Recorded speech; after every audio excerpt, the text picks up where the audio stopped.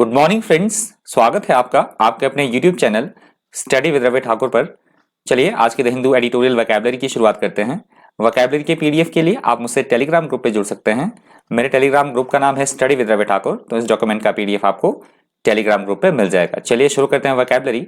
आज की वोकैबुलरी का पहला वर्ड है सोलेस। सोलेस यहाँ पे नाउन की तरह यूज हुआ है।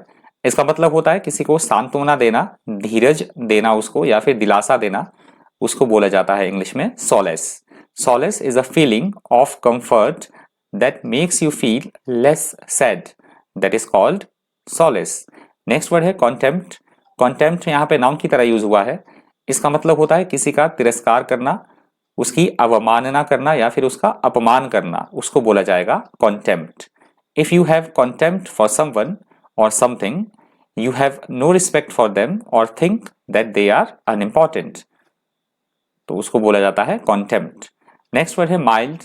माइल्ड यहाँ पे एडजेक्टिव की तरह यूज हुआ है। इसका मतलब होता है नरम पड़ जाना, किसी के प्रति नरम हो जाना, हल्का होना, उसको बोला जाता है माइल्ड।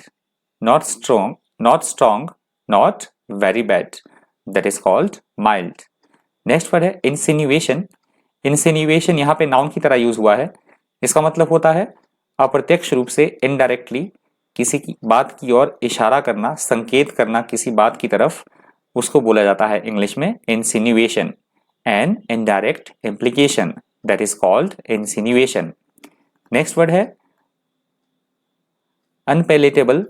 अनपेलेटेबल यहाँ पे एडजेक्टिव की तरह यूज हुआ है। इसका मतलब होता है ऐसी कोई बात जो स्वीकार करने में थोड़ी सी मुश्किल लगे, अरुचिकर हो वो बात या फिर अप्रिय हो, तो उसको इंग्लिश में बोला जाता है unpalatable. If you describe an idea as unpalatable, you mean that you find it unpleasant and difficult to accept, that is called unpalatable. Next word है क्वाइटस। क्वाइटस यहाँ पे नाउन की तरह यूज हुआ है। इसका मतलब होता है किसी चीज से छुटकारा मिलना या किसी चीज से छुटकारा पाना, उसको इंग्लिश में बोला जाता है quietus। Anything that serves to quash, eliminate or kill, that is called quietus। Next word है मैग्नैनिमिटी। मैग्नैनिमिटी यहाँ पे नाउन की तरह यूज हुआ है।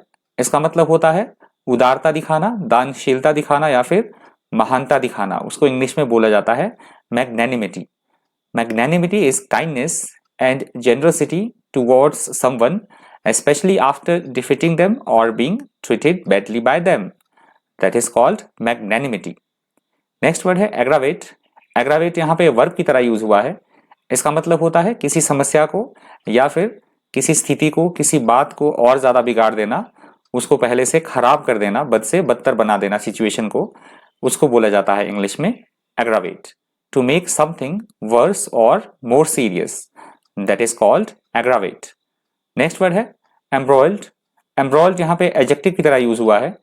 इसका मतलब होता है किसी विवाद या फिर किसी झगड़े से बड़ी गहराई से जुड़े होना, किसी विवाद से, किसी समस्या से या फिर किसी झगड़े से बड़ी गहराई के साथ जुड़े होना, उसको बोला जाता है इंग्लिश में embroiled. If you become embroiled in a fight और argument, you become deeply involved in it, that is called embroiled. Next word है परचेज। परचेज यहाँ पे वर्ब की तरह यूज हुआ है। इसका मतलब होता है निर्दोष साबित करना किसी को, या फिर किसी भी स्थिति में से या किसी भी चीज में से जो अनावश्यक चीजें हैं उनको हटा देना, शुद्धिकरण करना, उसको बोला जाता है इंग्लिश में purge. To remove people that you do not want from a political party और other organisation, that is called purge. Next word है रिग्रेस। रिग्रेस यहाँ पे एडजेक्टिव की तरह यूज हुआ है। इसका मतलब होता है बहुत ज्यादा ऐसी कोई बात या ऐसे कोई कानून या नियम जो बहुत ज्यादा सख्त हो, बहुत ज्यादा कठोर हो, उसको बोला जाता है rigorous. Rigidly accurate, allowing no deviation from a standard और demanding strict attention to rules and procedures, that is called rigorous. Next word है लॉपसाइडेड। लॉपसाइडेड यहाँ पे एडजेक्टिव की तरह यूज हुआ है। इसका मतलब होता है ऐसी कोई स्थिति, ऐसी कोई बात जो एक तरफी हो, असंतुलित हो, उसको बोला जाता है इंग्लिश में lopsided. Something that is lopsided is uneven because one side is lower और heavier than the other, that is called lopsided. Next word है मीगर। MEAGRE, meagre. ये शब्द यहाँ पे एडजेक्टिव की तरह यूज हुआ है। इसका मतलब होता है मात्रा में कोई चीज बहुत कम होना, बहुत अल्प होना, उसको बोला जाएगा मीगर। या फिर यदि हम पर्सन की सेंस में लें या कोई स्थिति की सेंस में लें तो ऐसा कोई पर्सन जो कि बेहद दुबला पतला हो, बेहद कमजोर हो, तो उसको बोला जाएगा meagre. Too small in amount, that is called meagre. Next word है डिस्पोंडेंट।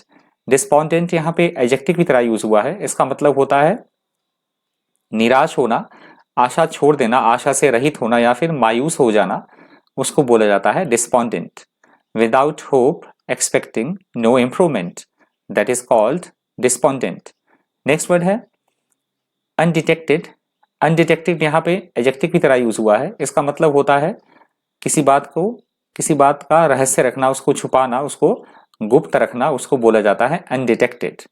If you are undetected or if you do something undetected, people do not find out where you are or what you are doing. That is called undetected. Next word है vigil. Vigil यहाँ पे noun की तरह use हुआ है। इसका मतलब होता है चौकसी रखना, एकदम होशियार रहना पूरी तरह से, या फिर हम बोल सकते हैं रात्रि जागरण करना, उसको बोला जाता है vigil. Attentive or careful or a period when you stay awake all night for a special purpose, that is called vigil. Next word है exuberance. Exuberance यहाँ पे नाउन की तरह यूज हुआ है। इसका मतलब होता है उत्साहपूर्ण एवं खुशनुमा व्यवहार होना, उसको बोला जाता है exuberance. Exuberance is behavior that is energetic, excited or cheerful, that is called exuberance. तो ये शब्द अंतिम था इस वोकैबुलरी का। डॉक्यूमेंट के पीडीएफ के लिए आप मुझसे टेलीग्राम ग्रुप पे जुड़ सकते हैं। मेरे टेलीग्राम ग्रुप का नाम है स्टडी विद रवि ठाकुर। तो इस डॉक्यूमेंट का पीडीएफ आपको टेलीग्राम ग्रुप पे मिल जाएगा। वीडियो आपको हेल्पफुल लगा हो, इन्फॉर्मेटिव लगा हो, वीडियो से कुछ आपने सीखा हो, तो प्लीज वीडियो को लाइक कीजिएगा, ज्यादा से ज्यादा वीडियो को शेयर कर दीजिएगा। अगर आप मेरे चैनल पर नए हैं तो चैनल को सब्सक्राइब करना मत भूलिएगा। तो आज की वोकैबुलरी में इतना ही। Thank you, thanks for watching.